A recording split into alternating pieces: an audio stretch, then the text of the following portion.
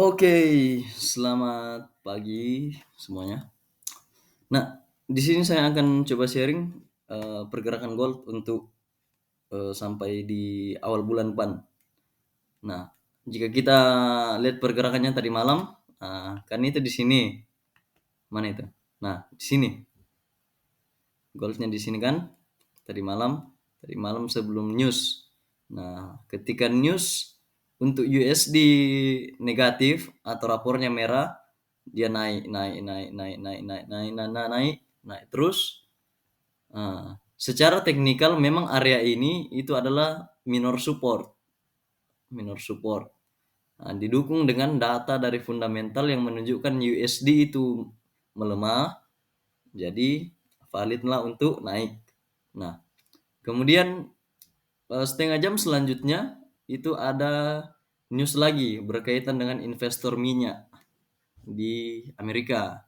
Nah, rapornya itu hijau atau sentimen positif untuk USD. Itu menunjukkan gold akan turun. Nah, karena ada news yang berdekatan waktunya dengan sentimen yang berbeda, maka itu akan membuat market cukup untuk membingungkan.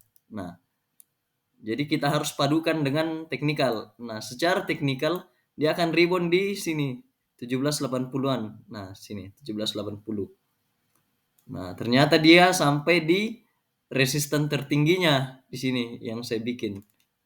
Ini area ini. Area ini. Ini kan jadi support waktu bulan lalu. Kemudian di break sama ini waktu minggu lalu atau 2 minggu lalu kalau tidak salah, tanggal berapa ini? Tanggal 16 September, berarti minggu lalu. Nah, di break otomatis support yang di break akan menjadi resistance. Nah, ini juga area support, tapi ternyata di break, di break, di break, di break. Berarti semua yang di sini tuh akan jadi resisten karena sudah di break supportnya. Buktinya apa? Di sini rebound dalam. Sini sempat rebound dulu, lumayan. Sini rebound lagi. Kita bisa jadikan ini key level. Nah, kemudian area ini di break. Resisten ini di break. Berarti dia jadi apa? Jadi support. Nah, sabar. Ya, oke. Kemudian kita naik.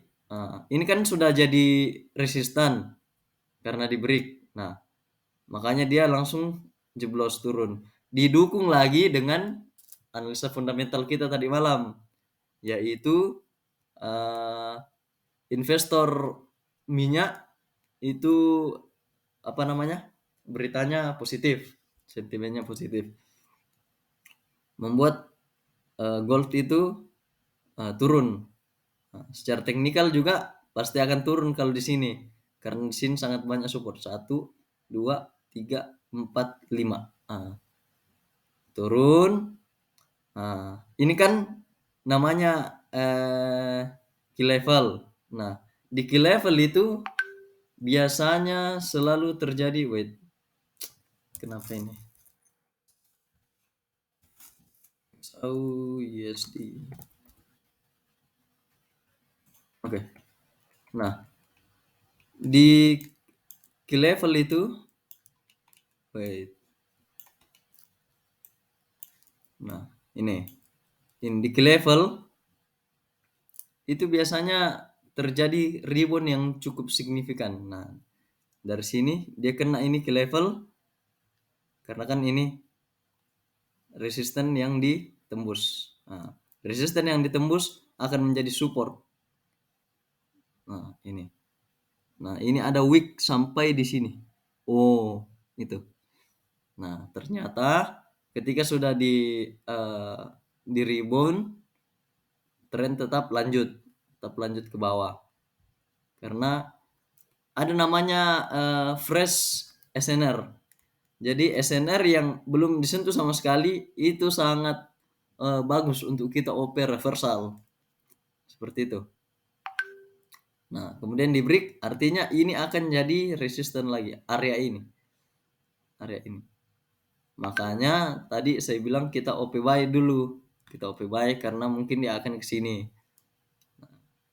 Apakah akan ke sini? Kita tidak tahu. Kita tidak tahu. Bisa langsung terjun payung ke bawah, bisa retest dulu ke sini, terus turun. Nah, ini kan area support untuk saat ini. Nah, belum pernah disentuh sama sekali sejak downtrend. Ini downtrend yang ini. Bisa ditempati rebound area itu, area ini. Seperti itu. Nah, kalau dari tren yang saat ini itu kan downtrend. Saya ke H4. Nah, ini H4. Mulai sejak selesai NFP tanggal 3,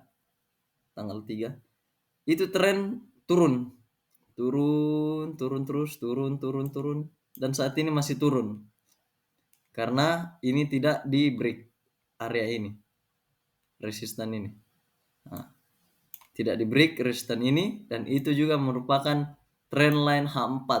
Nah, di sini saya tarik. Saya tarik ke sini lurus ke bawah. Nah, saya tarik channel dari sini yang untuk low-low-nya. Nah, jadi harga akan bergerak di area ini. Area ini. Channel ini. Saya tarik lagi nih.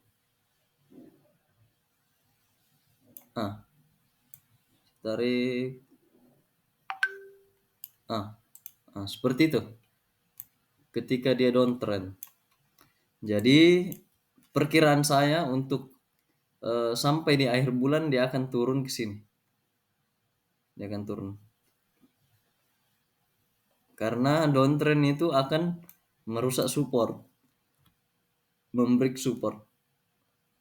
Seperti itu ya. Kalau misalnya ada pertanyaan silakan ditanya dulu. Nanti saya menjelaskan terlalu banyak mungkin pusing juga pasti. Ya, oke, terima kasih.